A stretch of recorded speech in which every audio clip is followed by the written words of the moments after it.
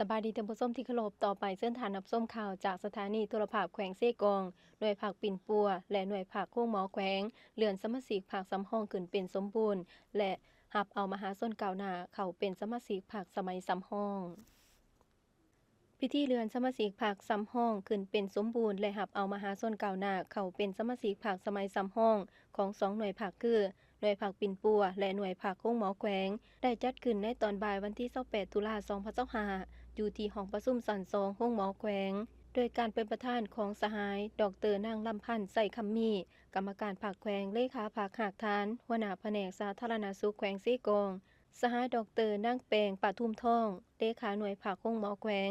ห้องอำนวยการห้องหมอแขวงมีแขกถึกเซินและสมาชิกภายในหน่วยเข้าร่วมในพิธีสหายนางวาลินเพ่งพระจันทร์หัวหน้าจัดตั้งห้องหมอแขวงเซกองได้ผ่านมติตกลงของคณะประจำผักแขวงฉบับเลขที่238 239 240 241 242 243ทับข้อปพขสกลงวันที่14ตุลาคม2025ว่าด้วยเลื่อนสมาชิกพรรคสำห้องขึ้นเป็นสมาชิกพรรคสมบูรณ์จำนวน6สหายนางสมสนุกพรหมจันทร์อายุ38ปีสหายนางหยุทธญาลาสะฟ้องอายุ38ปีสหายนางเกษณาศรีลาซาอายุ39ปีสหายนางดัดลาวันแสนทวีสุขอายุ33ปีสหายนางเตะดาวันศรีสุราษฎร์อายุ34ปีและสหายนางเพชรดาวน้อยอินทวงศ์อายุ37ปี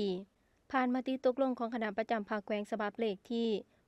815 816 817 818ทับข้อปพขสกลงวันที่6ตุลาคม2025ว่าด้วยรับเอามหาชนก่าวหน้าเข้าเป็นสมาชิกพรรคสมัยสำห้องจำนวน4สหายยิ่ง3สหายคือรับเอาสหายนางดาวอนแก้ววงศาอายุ39ปี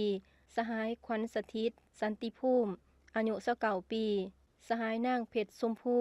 เฮืองสวรรค์อายุ30ปีสหายนางวันสวนนันทวงศ์อายุ33ปีโอกาสนี้สหายดร.นางลำพันธ์ใส่คำมีได้เรียกร้องให้สมาชิกพรรคสมบูรณ์และสำห้องใหม่